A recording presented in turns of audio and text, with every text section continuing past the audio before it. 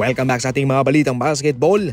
Nilinaw mismo ni Draymond Green na wala siyang pakialam kung masakit man para kay Buddy Hield na marinig ang kanyang mga salitang binitawan dahil ang mga salitang iyon ay karapat-dapat namang talagang sabihin. Sa kanilang laban kontra Suns ay sinigawan nga ho ni Draymond Green si Buddy Hield na ito'y gumising at ito'y sinabayan niya ng pagmura sa kanya. Gumising ka Buddy Hield o umupo ka na lang sa bangko.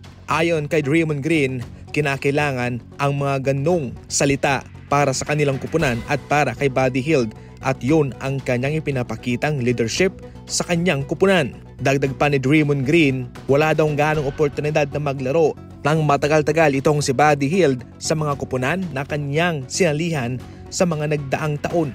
At kaya sa ngayon, trabaho daw nila, especially si Draymond Green, na ipaalam, ipaintindi kay Buddy Hield kung ano ang kahulugan ng totoong basketball at kung mayroon man daw mga tao na hindi nakakagusto sa kanyang pamamaraan, wala siyang pakialam. Kaya yan daw sa ngayon ang malaking rason kung bakit yung ibang kupunan ay wala pang kampyonato at sila ay mayroong 4.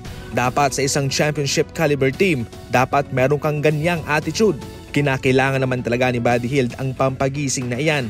Sa kanyang mga unang laban ay maganda yung kanyang ipinapakita, pero ngayon ay parang humupa ang init ng kanyang shooting. Para sa inyo mga idol, ano ang komento ninyo patungkol dyan? Tama lang ba yung ginawa ni Green? I-comment lang sa comment section. Seryoso naman sa ngayon ang Grizzlies at ang Brooklyn Nets patungkol kay Dorian Finney-Smith mga idol, at ang dalawang team na ito ay nag-uusap ayon kay Mark Stein ng ESPN. Sa isang posibleng trade na mangyayari, ipapadala ng Memphis Grizzlies si Luke Kennard at si John Concord para kay Dorian Finney-Smith. Isang veterano si Finney-Smith mga idol, sa edad na 31 years old. Siya ay isang veteran 3-and-D na manlalaro, matinik ni 3-point shooter, and at the same time isang magaling na defender. Yan ang kanyang maibibigay sa Memphis Grizzlies kung sakaling matutuloy ang trade. Siya ay nag-average ng 10.4 points, 4.6 rebounds sa loob ng 20 games sa Brooklyn Nets. 45% naman siya sa field and 43% from the 3-point line. Magkakaroon ng ebaluasyon si Luka pagkatapos ng isang buwan sa kanyang left calf strain injury.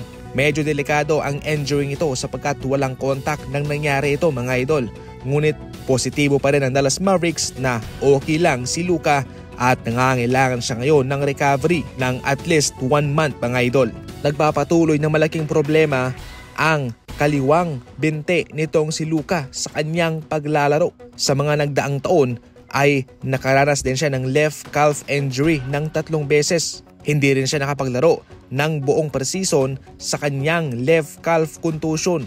At sa pinakalatest, bumalik siya galing sa left heel contusion. At ngayon, siya ay nagkaroon muli ng left calf strain. Kaya malaking problema talaga para kay Luka ang kanyang kaliwang binte. Subalit ayon naman kay Jason Kidd, an injury is an injury. Walang problema sa kanila itong pansamantalang pagkawala ni Luka. Dahil sila'y sanay din naman na kahit na wala siya, maganda naman yung kanilang nilalaro. Sa huli, ayon pa kay Jason Kidd, siguradong masusubukan din daw ang lalim ng kanilang roster. Yan lang muna sa ngayon ng ating mga fast break balita, and as always, maraming salamat po sa panonood.